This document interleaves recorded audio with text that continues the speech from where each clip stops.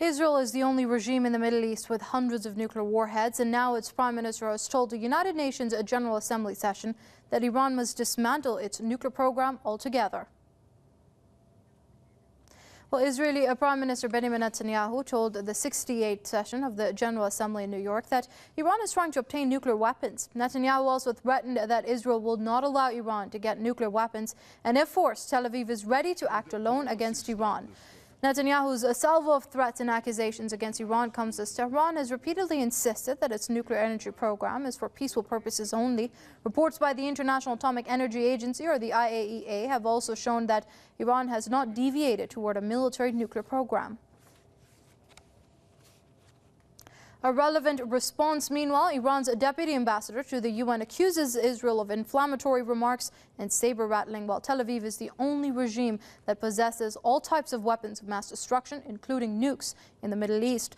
Khodadad Saifi has also warned Netanyahu against any miscalculation by planning to attack Iran.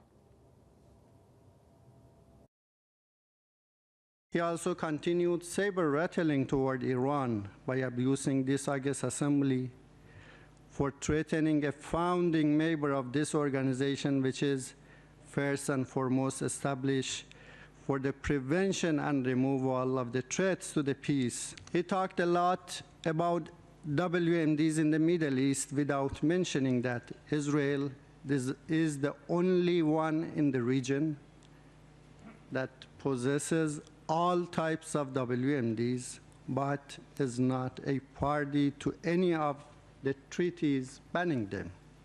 He should seriously avoid miscalculation about Iran. Therefore, the Israeli Prime Minister had better not even think about attacking Iran, let alone planning for that. In conclusion, Mr. Chairman, Iran's representative at the UN General Assembly criticized Israeli Prime Minister Benjamin Netanyahu minutes after his speech. Saifi asked Netanyahu to review Iran's history of commitment to its international obligations in contrast to Tel Aviv's defiance of all relevant international treaties and regulations. The Iranian diplomat also accused Israel of committing crimes in its wars against Palestinians and its other neighboring and even non-neighboring nations. Well, we're going to cross over to Los Angeles. Joining us now is a political commentator, James Morris, to discuss this further. Mr. Morris, thank you very much for joining us here on Press TV. Now, the sole possessor of nuclear weapons in the Middle East is putting restrictions and even threatening force against a country which has been functioning under the framework of the Nuclear Non-Proliferation Treaty for years. What do you make of that? Oh, thank you for having me back on Press TV again. Yes, it's just a blatant double standard to hear Benjamin Netanyahu, the Israeli Prime Minister at the United Nations, talking about Iran's nuclear program when Iran is a signer of the NPT treaty, and there's no credible evidence that Iran has violated the NPT treaty, whereas we have Israel with 200 to 400 nuclear weapons, all sorts of chemical weapons, biological weapons, I assume, as well. And they're trying to say what Iran should do. It's just the epitome of hypocrisy. And you know, basically, what's happening here is you have Israel that's trying to use the Iranian nuclear program as a pretext.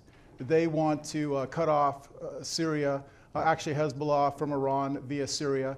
You heard Benjamin Netanyahu talking about how the Iranian regime has been supporting the Syrian civil war. Well, let's look at the reality of that. If you go to my ushijack.com blog, you can see that the Israel lobby with entities like, you know, the neoconservatives, which are the upper echelon of that Israel lobby, AIPAC, the American Israel Public Affairs Committee, WINEP, the Washington Institute for Near East Policy, which is the AIPAC think tank spinoff. They've all been encouraging the civil war. I mean, you have people like David Pollock, who was associated with AIPAC and WINEP, and he was on C-SPAN recently saying how he's Skyping with the Syrian rebels. Another point I think I took from and mind you, he was saying, David Pollock was saying he was Skyping with the Syrian rebels on a daily basis. So that just shows you how the Israel lobby is in it to the hilt with regard to encouraging the Syrian civil war. I also disagree with Netanyahu when he was saying that Assad was using chemical weapons against his people. Where's the proof of that? I mean, there's no mention in the U.S. media of how the Syrian rebels, mercenaries, you know, supported by Qatar, Saudi Arabia, and the U.S. now with the CIA, how they were basically caught with kitchen sarin in Turkey and associated with Al-Qaeda as well. There's no mention of that in the U.S. media whatsoever. Indeed, Mr. I also Morris, heard where one Netanyahu question I'd like to ask you is that what then gives Israel the authority to address the UN General Assembly with such inflammatory remarks and hypocrisy, as you've just mentioned? Because they can get away with it. I mean, it's just like President Obama. Your foreign minister was completely correct when he said that President Obama has basically flip-flopped in the last week. You see President Obama bowing to Netanyahu in the Oval Office of the White House. It's the, it's the influence of the Israel lobby in America, obviously. I mean, your foreign minister, the Iranian foreign minister, was spot on when he said President Obama has flip-flopped when he's threatening military force. That's all for Israel. But let's be clear. President Obama and Secretary of State Hagel, Secretary of Defense Hagel, they don't want a war with Iran. That's clear. But they're being pressured into it by the Israel lobby. And my concern here is you could have Israel initiate an attack on Iran, although Israel would like to get the U.S. to do it like we did in Iraq. That war was for Israel as well, based on the neocon clean break.